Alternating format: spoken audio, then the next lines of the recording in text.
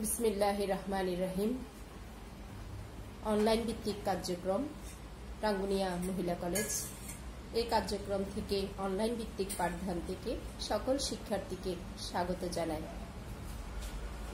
শিক্ষার্থীরা আমরা কামনা করছি, আশা করছি তোমরা সকলেই ভালো আছো, নিরাপদে আছো। দ্বাদশ শ্রেণীর শিক্ষার্থীদের জন্য আমাদের যে কার্যক্রম চলছিল তা হলো চতুর্থ অধ্যায় বাজার নিয়ে, যেটি তোমাদের জন্য অত্যন্ত গুরুত্বপূর্ণ। আমরা প্রতিটা ক্লাসেই বলেছি এবং যা আমাদের পাঠদান চলছে তার থেকে একটু উদ্দীপক 99% তোমার পরীক্ষায় আসার সম্ভাবনা। তাই এই উদ্দীপক নিয়ে, এই শিক্ষণফল নিয়ে আমি অনেকগুলো ক্লাস দিয়েছি, যাতে করে তুমি নিজেই বাসায় চর্চা করতে পারো। প্রায় শিক্ষার্থীরা জানিয়ে থাকে যে বাজার চ্যাপ্টার থেকে পূর্ণ প্রতিযোগিতামূলক বাজারের স্বল্পকালীন ভারসাম্য, অপূর্ণ প্রতিযোগিতামূলক বাজারের স্বল্পকালীন ভারসাম্যের চিত্র নিয়ে আমাদের ঝামেলা থাকে বলে আমরা এই প্রশ্নটি, এই উদ্দীপকটি এড়িয়ে চলি। আমরা সেটি শিক্ষার্থীদেরকে কখনোই করতে দেই না। এমনভাবে আমরা চিত্রগুলো অঙ্কন করে দেখাই যাতে করে সে খুব সহজে আয়ত্ত আনতে পারে। আমরা স্বাভাবিক মুনাফা, অস্বাভাবিক মুনাফা এবং ক্ষতি, এই তিনটি ভারসাম্যের এই তিনটি স্তর চিত্র সহকারে ব্যাখ্যা দিয়ে এখন আমরা এসেছি সংখ্যা দিয়ে ওই তিনটি ভারসাম্য, ওই স্বাভাবিক, অস্বাভাবিক এবং ক্ষতি তা দেখানোর জন্য। গত যেখানে আলোচনা শেষ করেছিলাম সে আলোচনায় অস্বাভাবিক মুনাফাটা তোমাদেরকে আমি সংখ্যা দিয়ে দেখিয়েছি। আজ স্বাভাবিক মুনাফা দেখাবো। আমি স্বাভাবিক মুনাফা না বললেও তুমি উদ্দীপক থেকে, প্রশ্ন থেকে নিজেই বুঝে যাবে এটি স্বাভাবিক মুনাফার এই চিত্র হবে। আমি বারবার তোমাদেরকে বলি, আমরা যখনই রুটিন অনুযায়ী ক্লাস করতে আসব, লেখাপড়া করতে আসব, তখনই আমাদের সাথে থাকবে কাগজ কলম, যাতে লেখাটা তোমার কাছে অস্পষ্ট মনে হলেও তোমার মোবাইলে, তোমার বাসার ওয়াইফাইতে অসুবিধা থাকলে পরে, লেখা তোমার কাছে অস্পষ্ট থাকলে পরে আমাদের শোনা থেকে যাতে তুমি লিখতে পারো, তাই সব সময় প্রস্তুতি নিয়ে রাখবে। কোনো শিক্ষার্থীরা ক্লাস করতে এসেছ, মোবাইল নিয়ে বসেছ, বাট কাগজ কলম নাও নাই। যখন আমি বলি এখনই আমরা লেখা শুরু করব, তখন দৌড়ে গিয়ে কাগজ কলম নিতেই দেখা যাচ্ছে আমি অনেকটা বলে ফেলেছি, লেখাও হয়ে গেছে। তাই এই কাজটি করা যাবে না। যেহেতু চিত্র অঙ্কনের বিষয়, অঙ্ক করার বিষয়, ক্যালকুলেশন করার বিষয়, তাই তোমাকে অবশ্যই সব সময় কাগজ কলম হাতের কাছে রাখতে হবে। প্রতিটি ক্লাসে রুটিন অনুযায়ী সব কয়টি ক্লাস চলাকালীন সময়ে তুমি কাগজ কলম নিয়ে প্রস্তুত থাকবে এবং অসুবিধাগুলো যে কোনোভাবে আমাদের সাথে আলোচনা করবে। আমরা একটি শিক্ষণফল নিয়ে কতটা ক্লাস নেওয়ার চেষ্টা করি যাতে তোমার যে অসুবিধা সেটি তো আমাদের জানা আছে, এই অসুবিধাগুলো যাতে তোমার কাছে দূর হয়ে, তোমার কাছ থেকে দূর হয়ে যায়, তুমি যাতে পরীক্ষায় ভালোভাবে শিক্ষণফলটি, উদ্দীপকটি আনসার করতে পারো। আমি যখনই বোর্ডে লিখবো তুমি আমার সাথে সাথে লিখবে। একটি ফার্ম, একটি, আমি আস্তে আস্তে লিখছি তুমি যাতে লিখতে পারো। একটি ফার্ম কোন দ্রব্যের দাম 10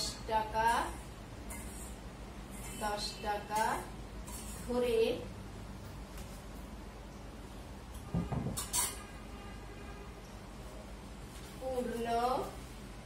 পূর্ণ প্রতিযোগিতামূলক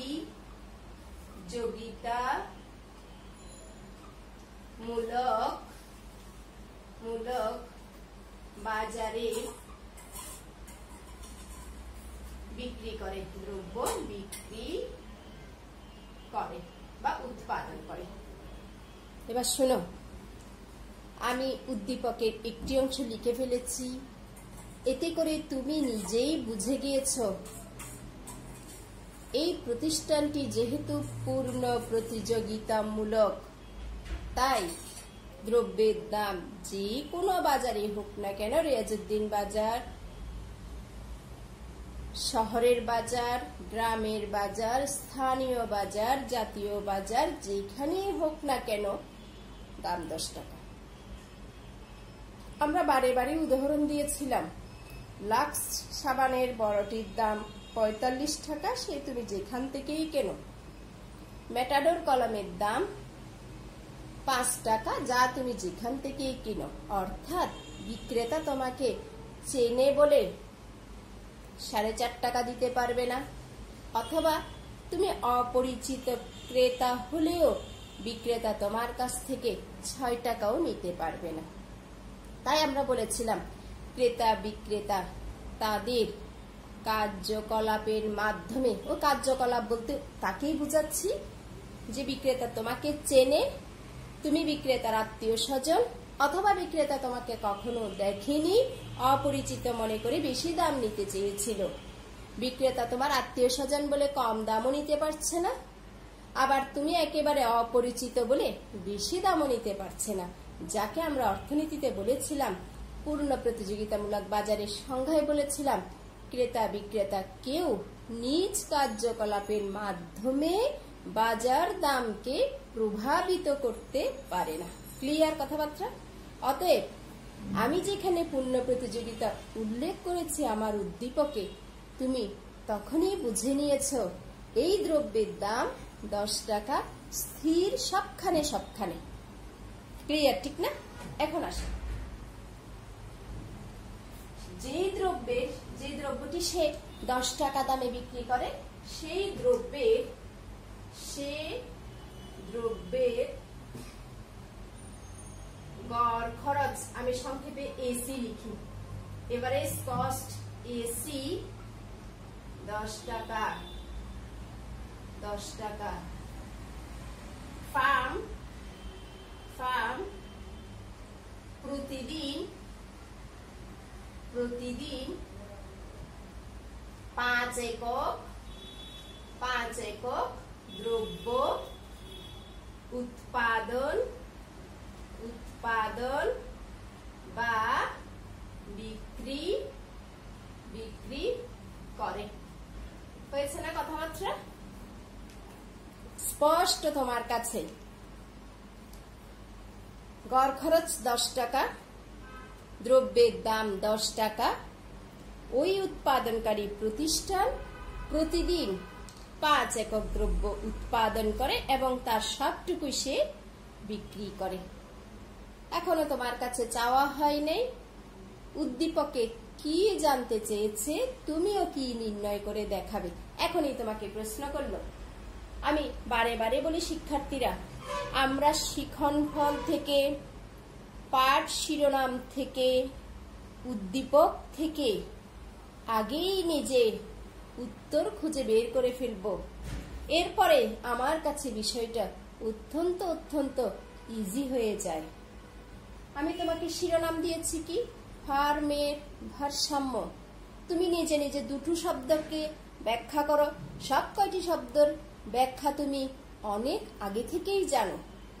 ফার্ম তোমাকে বলেছিলাম, মনে করিয়ে দিচ্ছি শুধুমাত্র এখন, যেটা আমরা আগে শিখেছি, তাই অত ব্যাখ্যা করব না, আমাদের সামনের দিকে যেতে হবে। ফার্ম বলতে কি বলেছিলাম শুনো তো?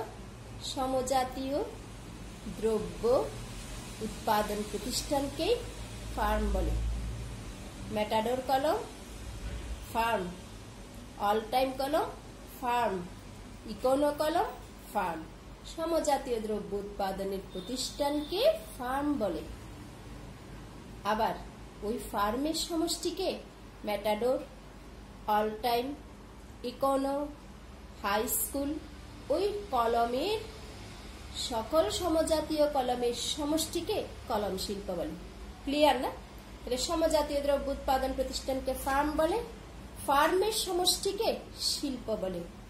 তা আমরা এখানে ওই মেটাডোর কলম উৎপাদনকারী প্রতিষ্ঠান কি করে তা দেখব, অল টাইম কি করে তা দেখব, ইকোনো কলম প্রতিষ্ঠান কি করে তাই আমাদের দেখার বিষয়, কলম শিল্প কি করে তা আমাদের জানার বিষয় নয় শিক্ষণফল অনুযায়ী।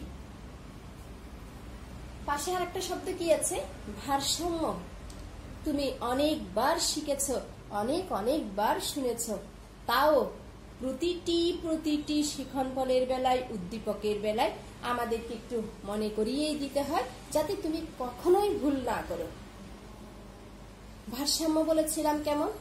একটি উৎপাদন কাম্য অবস্থা। ভারসাম্যের সহজ সাধারণ, একেবারে সাধারণ সহজ ভাষা হলো তার কাম্য অবস্থা। তাহলে একটি ফার্মের ভারসাম্য অর্থাৎ কাম্য অবস্থা বলতেই তুমি আমি স্পষ্ট সে যেন মুনাফা পায়। যেহেতু ফার্মটি দ্রব্য উৎপাদন করে, খরচ করে, নিশ্চয়ই মুনাফা পাওয়ার জন্য তার কামনাই থাকে মুনাফা পাওয়া, লাভ পাওয়া, ঠিক না? এখন কি বলেছি? ফার্মের ভারসাম্য, একটি উৎপাদন প্রতিষ্ঠান, একটি ফার্ম তখনই ভারসাম্য অবস্থায়, কাম্য অবস্থায় পৌঁছে যখন তার মুনাফা অর্জন হয়। তাহলে আমি যদি তোমাকে মুনাফা অর্জন করছে কিনা তা জানতে চাই, তখনই তুমি বুঝে যাও ওই ফার্মটি ভারসাম্যে পৌঁছেছে। আবার শুনো তো কথাটা, আমি যদি আমার উদ্দীপকে জানতে চাই এই ফার্মটির মুনাফা কত, এই মুনাফা কত জানতে চাইলে পরে তুমি নিজেই স্পষ্ট এই ফার্মটি ভারসাম্যে পৌঁছেছে। তাহলে ভারসাম্যে পৌঁছার জন্য বাকি কার্যক্রমে আমাকে যেতে হবে, ঠিক না? এই জন্য তোমাকে এখানে প্রশ্ন করেছে ফার্মের মুনাফা কত, হয়ে গেছে না?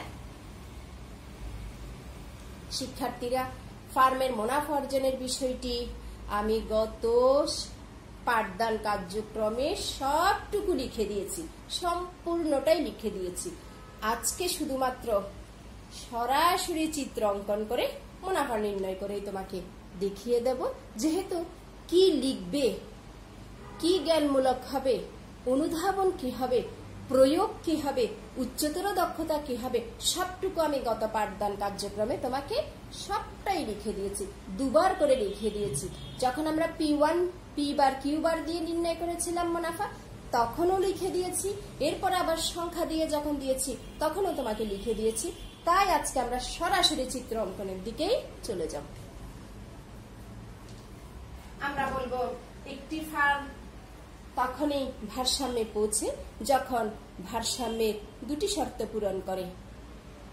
1, MR সমান MC, 2, MC রেখা MR রেখাকে নিচের দিক থেকে ছেদ করে। এই দুটি শর্ত পূরণ করলে পরে সে মুনাফা অর্জন পায়। তবে কত মুনাফা হবে তা জানতে চাইতে হলে অতিরিক্ত শর্তের প্রয়োজন হয়। সে অতিরিক্ত শর্ত আমি আমার উদ্দীপকেই পেয়ে যাই। যখন P বড় থাকে, AC ছোট থাকে, তখন অস্বাভাবিক মুনাফা হয়। যখন P এবং AC সমান থাকে, তোমার উদ্দীপকে P 10 টাকা, AC 10 টাকা, অতএব তোমার উদ্দীপক হবে স্বাভাবিক মুনাফা। তাই আমরা বুঝে গিয়েছি অতিরিক্ত শর্ত পূরণ হবে P সমান AC। তাহলে আমরা চিত্রে যাই।